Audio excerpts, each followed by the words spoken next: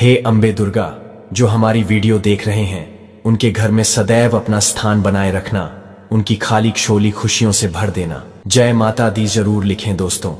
शारदीय नवरात्रों में अगर व्रत में खाली ये एक चीज, तो समझो भैया आपका व्रत टूटने से कोई नहीं रोक सकता।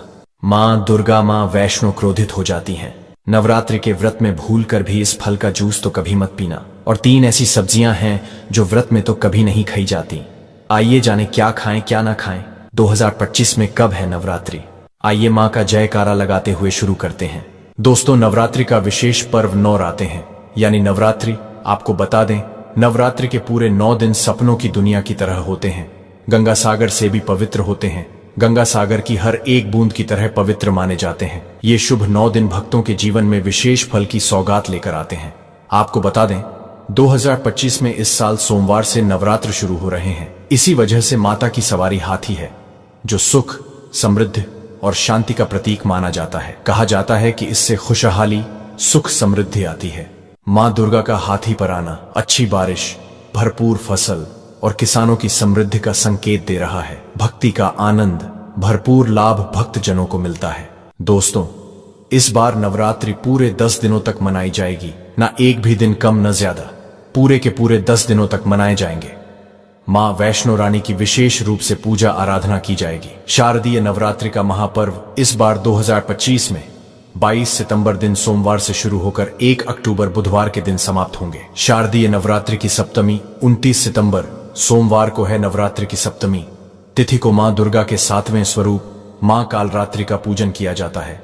शारदीय नवरात्रि की अष्टमी 30 सितंबर मंगलवार को है। इसे दुर्गा अष्टमी या महाअष्टमी भी कहा जाता है। नवरात्रि की अष्टमी तिथि को माँ महागौरी की पूजा की जाती है।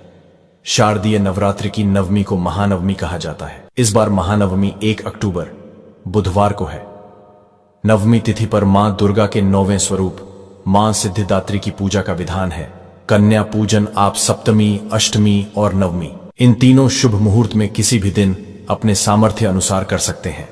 दोस्तों, ऐसे में शारदीय नवरात्रि पर माता दुर्गा की कृपा पाने के लिए कलश स्थापना का शुभ मुहूर्त। वैदिक गणना अनुसार 22 सितंबर को घट स्थापना का शुभ समय प्रातःकाल सुबह 6:09 से लेकर सुबह 8:06 तक है। इसके साथ ही अभिजीत मुहूर्त में 11:39 से लेकर दोपहर 12:28 के मध्य भी घट स्थापना कर सकते हैं। साधक अपनी सुविधा अनुसार समय पर घट स्थापना नवरात्र त्योहार की शुरुआत कर सकते हैं। मुहूर्त में की गई पूजा अति उत्तम, मंगलकारी, मनवांछित फल प्रदान करने वाली मानी जाती है। इससे समस्त देवी देवताओं की कृपा आनंद पूर्वक बरसती है और पूजा पाठ का फल कई करोड़ गुना प्राप्त होता है। दोस्तों, चलिए अब जानते हैं नवरात्रि में कौन कौन सी सब्जी नहीं खाना चाहिए और कौन कौन सी सब्जी खाना चाहिए और कौन सा फल खाने से व्रत टूट जाता है। आइए जानते हैं नवरात्रि में क्या खाएं और क्या नहीं खाएं और क्या पीना चाहिए और कौन सा फल खाना विशेष और शुभकारी माना गया है। आज हम आपको विस्तार से बताएंगे, लेकिन आगे बढ़ने से पहले कमेंट बॉक्स में अपनी राशि जरूर डाल दीजिएगा। यदि हमारे पास आपकी राशि के अनुसार कोई उपाय होगा तो वह आकर हम आपके कमेंट के रिप्लाई में बता देंगे, ताकि आपको राशि के अनुसार फल प्राप्त हो। राशि के अनुसार किया गया कार्य बहुत ही शुभ माना जाता है। मैया वैष्णो रानी बहुत प्रसन्न होती है। कमेंट में लिखे माता रानी आपका स्वागत है, हमारे घर में जय माता रानी 1 लाइक जरूर करें। वैष्णो रानी के लिए 1 लाइक तो बनता है। दोस्तों, शास्त्रों के अनुसार बताए गए व्रत चाहे किसी भी प्रकार के क्यों ना हो, उनसे जुड़े नियमों का पालन करना अति आवश्यक माना जाता है, क्योंकि जो मन के मुताबिक किया जाए वह संघर्ष नहीं कहलाता।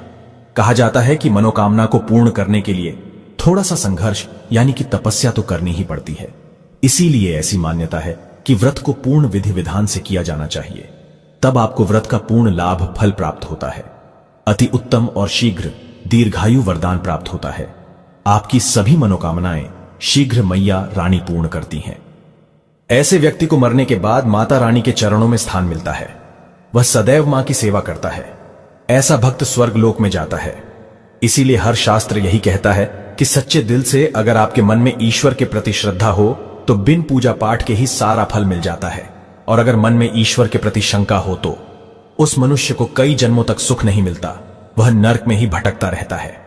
भागवत गीता में भगवान श्री कृष्ण ने स्वयं कहा था, जो मनुष्य सच्चे हृदय से ईश्वर को पुकारता है तो उसका नाता उस शक्ति से जुड़ जाता है जिसे आपने सच्चे हृदय से पुकारा था। इसीलिए भगवान भी कहते हैं कि सच्चे हृदय से ही ईश्वर को पुकारो, तो वह आपकी हर मनोकामनाओं को पूर्ण करते हैं। दोस्तों, कई लोग ऐसे हैं जो भगवान के सामने घंटों पूजा पाठ करते हैं तथा रोते हैं, फिर भी भगवान उनकी कभी नहीं सुनता।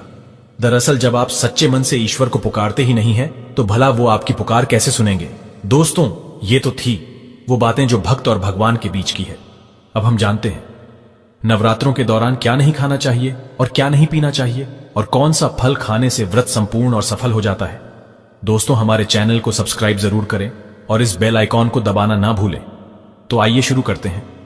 दोस्तों, चाहे मर जाना भूलकर भी नवरात्रि के दिनों में पानी पूरी कभी मत खाना, क्योंकि इस दिन कभी कभी बीच में शुक्रवार पड़ जाता है और शुक्रवार को मां संतोषी का वार कहा जाता है। माता संतोषी खट्टी चीज खाने वाले व्यक्ति से हमेशा क्रोधित रहती है, नाराज रहती है, क्योंकि नवरात्रों में माता संतोषी जागृत अवस्था में हो जाती है। माता संतोषी की शक्ति नवरात्रों में कई करोड़ गुना बढ़ जाती है। नवरात्रों में जब शुक्रवार पड़ जाए तो इमली नहीं खाना चाहिए। माता संतोषी रुष्ट हो सकती है, आपको दंड दे सकती है। नींबू नहीं खाना चाहिए। वैसे तो नवरात्रि के व्रत में नींबू खा लेना चाहिए, पर अगर शुक्रवार हो तो माता संतोषी के क्रोध से बचने के लिए नींबू नहीं खाना है। इस दिन नींबू का त्याग करना चाहिए। दोस्तों, पानी पूरी क्यों नहीं खाना चाहिए? क्योंकि उसमें लहसुन प्याज होता है और खट्टा भी होता है, जो व्रत को भंग कर सकता है। पाप लग सकता है। ध्यानपूर्वक अगर आप शुक्रवार को खट्टा नहीं खाते हैं तो माता संतोषी आपको धन धान्य से मालामाल कर देती है, आपके घर में अपना वास बना लेती है। बस शुक्रवार के दिन नवरात्रों के दिनों में इस चीज का त्याग करना चाहिए, पालन करना चाहिए। नवरात्रों में लहसुन प्याज और खट्टा, फिर चाहे आपने व्रत भी नहीं रखा है, फिर भी आपको शुक्रवार के दिन या अन्य दिनों में लहसुन प्याज नहीं खाना चाहिए। लेकिन हां, पानी पूरी आप खा सकते हैं, वो भी जब नवरात्रि समाप्त हो जाए।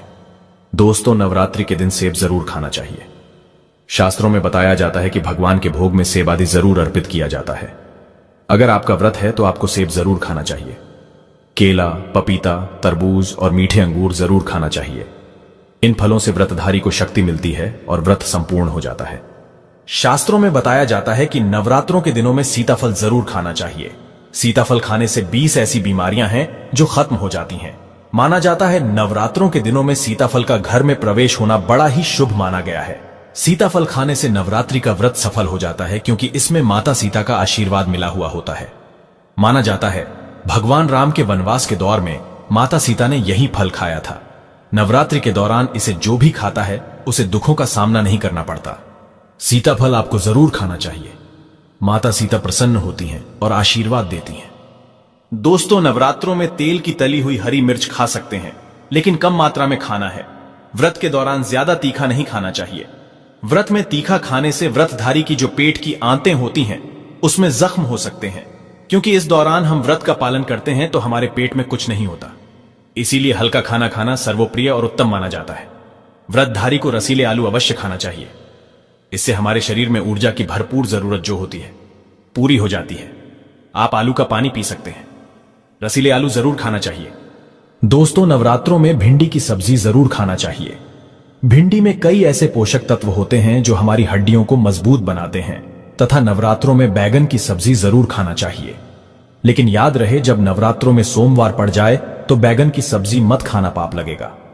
नवरात्रों में सब्जी में हरा धनिया जरूर डालना चाहिए। हरे धनिये से भी व्रतधारी को पोषक तत्व मिलते हैं। नवरात्रों में हरा धनिया अवश्य खाए, इससे जो शुगर लेवल होगा वह कम हो जाएगा। नवरात्रों में रिफाइंड का तेल और सरसों का तेल भूलकर भी व्रत के दौरान नहीं खाना चाहिए। मूंगफली का तेल और देसी घी और गोले का तेल खाना अच्छा माना जाता है। दोस्तों, नवरात्रों में व्रतधारी को डब्बाबंद लस्सी, डब्बाबंद जूस नहीं पीना चाहिए। उसमें कई केमिकल मिले होते हैं जिसके कारण आपका व्रत टूट सकता है। जब भी आप फलों का जूस पिएं तो याद रखें उसमें नमक ना डालें, नहीं तो व्रत टूट जाएगा। साथ ही साथ जूस में बर्फ भी नहीं डालना चाहिए। फलों का सादा जूस पीने से व्रत सफल होता है।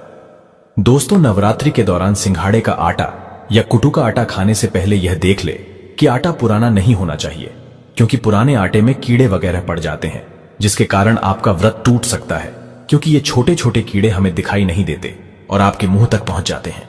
ऐसा आटा खाना मतलब कीड़े मकोड़ों का मांस खाने के बराबर माना गया है। दोस्तों, नवरात्रि के दौरान आप शाम के समय खाने में दही ले सकते हैं, आलू वगैरह खा सकते हैं, आलू के चिप्स खा सकते हैं, साबूदाने की टिकिया बनाकर खा सकते हैं, साबूदाने की खिचड़ी खा सकते हैं, आलू के पापड़ भी खा सकते हैं। कई सब्जियां तो ऐसी है जो नवरात्रि के दौरान भोजन में शामिल कर सकते हैं। इससे आपको एनर्जी मिलेगी और व्रत सफल हो जाएगा।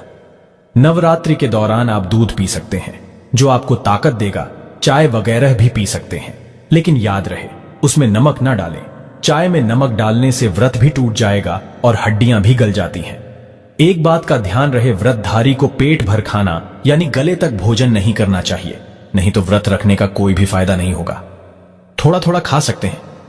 दोस्तों, नवरात्रि के 9 दिन आदिशक्ति मां दुर्गा को समर्पित होते हैं। नवरात्रि के 9 दिन माता रानी के 9 अलग अलग स्वरूपों का पूजन किया जाता है।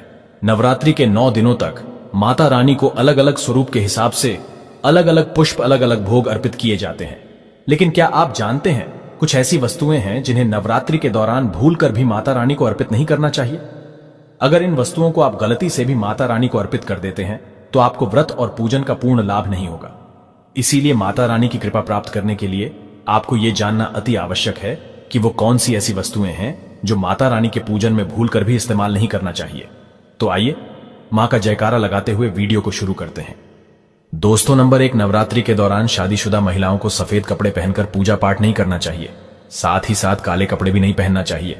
इससे पूजा, व्रत आदि खंडित हो जाते हैं। माता की चौकी जब आप लगाएं तो उसके नीचे कागज नहीं लगाना चाहिए। माता की चौकी हमेशा लाल कपड़ा बिछाकर ही लगानी चाहिए। हमेशा याद रहे, नवरात्रों के इन 9 दिनों तक व्रतधारी को अपना आसन मां की चौकी के आगे ही लगाना चाहिए और वहीं पर आपको सोना चाहिए। मंदिर को नवरात्रों के दौरान अकेला नहीं छोड़ा जाता, बहुत ही अशुभ माना जाता है। जरा आप ही सोचिए, माता रानी 9 दिनों के लिए धरती पर आकर आपके घर में रहने के लिए आई है और ऐसे में आप उन्हें अकेला अगर छोड़ते हैं तो माता भी आपको छोड़कर चली जाएंगी। वह कहेंगी, इसको मेरी जरूरत नहीं है। वह अकेली पड़ जाती है, इसीलिए माता के पास में ही सोना चाहिए। दोस्तों, नंबर 2, नारियल। हिंदू धर्म में नारियल को समृद्धि, धन, श्रद्धा और सम्मान का सूचक माना जाता है। नारियल को श्रीफल भी कहा जाता है। नारियल को सुख समृद्धि में वृद्धि करने वाला माना जाता है। नारियल का हर मांगलिक कार्य में विशेष महत्व होता है। जैसे कि आप सभी जानते हैं कि माता रानी के कई मंदिरों में नारियल से बलि भी दी जाती है और माता रानी के पूजन में नारियल का इस्तेमाल हम सभी करते हैं। खासकर कलश की स्थापना नारियल रखकर ही की जाती है। माता रानी के पूजन में हम नारियल इस्तेमाल करते समय कुछ गलतियां कर बैठते हैं। दोस्तों, नारियल कई प्रकार के होते हैं, एक हरा, दूसरा सूखा, जिसके अंदर पानी होता है। जिस नारियल के अंदर पानी होता है, माता रानी के पूजन में सदैव पानी वाला और जटा वाला नारियल ही इस्तेमाल करें। नारियल पूर्ण होना चाहिए। नारियल चटका हुआ या टूटा हुआ नहीं होना चाहिए, क्योंकि साबुत नारियल ही पूर्ण और पवित्रता का प्रतीक होता है। साबुत नारियल ही सुख समृद्धि का प्रतीक होता है। साबुत नारियल को ही श्रीफल यानी कि मां लक्ष्मी का फल कहा जाता है। नवरात्रि में माता रानी के कलश की स्थापना करते समय जटा वाला यानी पानी वाला नारियल ही कलश पर स्थापित करना चाहिए। साथ ही यह ध्यान रखना चाहिए कि नारियल को सदैव कलश के ऊपर लेटाकर रखना चाहिए। घट स्थापना करते समय कभी भी नारियल को खड़ा करके नहीं रखा जाता। नारियल को सदैव लेटाकर कलश के ऊपर रखा जाता है। साथ ही नारियल को स्थापित करने से पहले आप नारियल को लाल कपड़े में लपेटकर उस पर और फिर लाल चुनरी उड़ाकर आप नारियल को कलश के ऊपर स्थापित करें। शास्त्रों के अनुसार कलश के ऊपर जब सही तरीके से नारियल रखा जाता है और सही प्रकार का नारियल रखा जाता है, तभी ही व्रत और पूजन का पूर्ण फल प्राप्त होता है। यह भी ध्यान रहे कि महिलाएं माता रानी को नारियल अर्पित तो कर सकती हैं, लेकिन कभी भी माता रानी के सामने नारियल को भूलकर भी ना तोड़े, क्योंकि नारियल बीज रूप होता है और स्त्रियां बीज रूप से ही शिशु को जन्म देती हैं। इसीलिए कभी भी महिलाओं को नारियल नहीं तोड़ना चाहिए। दोस्तों, नंबर 3, लौंग। लौंग हम सभी माता रानी के पूजन में इस्तेमाल करते हैं, लेकिन लौंग का इस्तेमाल करते समय एक बहुत बड़ी गलती कर बैठते हैं। हमेशा ध्यान रखना चाहिए कि माता रानी को सदैव फूल वाली लौंग ही अर्पित करना चाहिए। जिस लौंग के ऊपर फूल नहीं होता या फिर जिस लौंग के पीछे लकड़ी की डंडी नहीं होती, उसको आप माता रानी के पूजन में भूलकर भी इस्तेमाल न करें। फूल वाले लौंगों को ही पूर्ण माना जाता है और माता रानी की पूजन में कोई भी अपूर्ण वस्तु, कोई भी खराब वस्तु या टूटे हुए अक्षत इस्तेमाल नहीं करना चाहिए। इसीलिए सदैव माता रानी के पूजन में फूल वाली लौंग का ही इस्तेमाल करें। दोस्तों, नंबर 4, तुलसी के पत्ते अर्पित नहीं करने चाहिए। मां दुर्गा के पूजन में तुलसी पत्र का इस्तेमाल करना वर्जित माना जाता है। तुलसी पत्र के अलावा आंवला भी माता रानी को अर्पित नहीं करना चाहिए और दुर्वा भी माता रानी को अर्पित नहीं करना चाहिए। दुर्वा भगवान श्री गणेश को अति प्रिय है। नवरात्रि में आप भगवान गणेश को दुर्वा अर्पित कर सकते हैं। भगवान विष्णु जी को तुलसी के पत्ते अवश्य अर्पित कर सकते हैं, लेकिन माता रानी को भूलकर भी तुलसी के पत्ते या दुर्वा अर्पित ना करें। माता रानी को सफेद फूल भी अर्पित ना करें। माता रानी को सदैव लाल रंग के फूल अर्पित करने चाहिए। लाल रंग के फूल माता रानी को अति प्रिय है। खासकर माता को गुड़हल और कमल के फूल अति प्रिय है। शास्त्रों में बताया जाता है कि घर में माता रानी की 2 या 3 मूर्तियां या फोटो नहीं होने चाहिए। इस बात का भी आप विशेष ध्यान रखें कि माता रानी के पूजन में कोई भी खंडित चीज इस्तेमाल ना करें, जैसे कि चटका हुआ या टूटा हुआ दीपक या फिर चटका हुआ कोई बर्तन। साथ ही यह भी ध्यान रहे कि लोहे की और प्लास्टिक के बर्तन आप माता रानी के पूजन में इस्तेमाल ना करें, क्योंकि प्लास्टिक के चाइनीज बर्तन हड्डियों के पाउडर से मिलकर बनते हैं। ऐसा ना करें। ऐसे बर्तनों को माता रानी के पूजन से सदैव दूर रखें। माता रानी को जो पुष्प अर्पित कर रहे हैं उन्हें सूंघे नहीं, सूंघे हुए फूल या गिरे हुए फूल या फिर मुरझाए